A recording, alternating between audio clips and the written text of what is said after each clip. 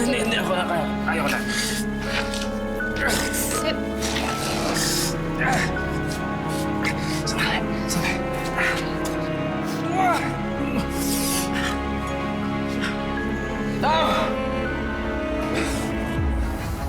Darius!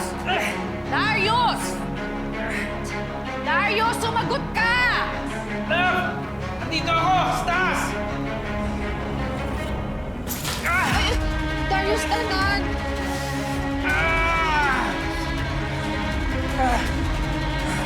Darius? Anong meron? Ano ginawa ka sa asawa ko, ha? Lucy, natapilok lang ako. Tutulungan ako ni Farah. Siya rin ang malalay sa akin at sumagip sa akin nung nahulog ako sa butas. Nahulog ka? Nahulog ako dun. Alam mo, saka na lang natin pag-usapan ito. Doon lang tayo sa bahay, ha? Walang gustong mangyari ito. Halika na, umuwi tayo. Bakit kasi kayo nagpunta dito? At bakit kayo nag-lock? Eh di sana, nasaklolohan kayo. Teka muna, anong lock? Nakalock yung gate. Wala akong nalalaman sa sinasabi mo. Baka naman plinano ng babaeng to. Siguro ikaw nagplano nun, ah. Walang pinapla... Lucy, tulad ng sabi ko kanina, walang gustong mangyari ito. Pwede ba? Umuwi na lang tayo. Masakit ang paa ko. Masakit ang katawan ko. Masakit ang ulo ko. Halika na. Kailangan ko ng pahinga.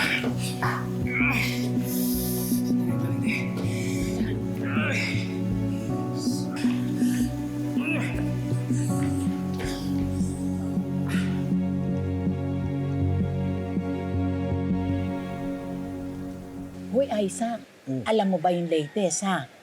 Mali yung akala natin. Alin dun? Eh, yung mabait na si Ma'am Para.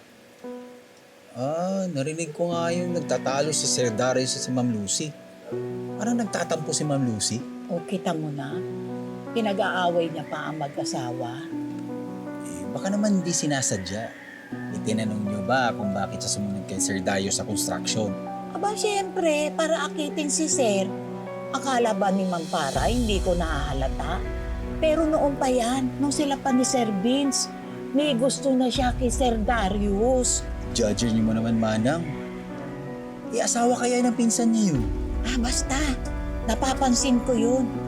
Bumabalik na ang inis ko kay pare. Ito kasi naman si Ma'am Asun eh. Pinabalik pa dito eh. Ayan tuloy, nagkakagulo na naman.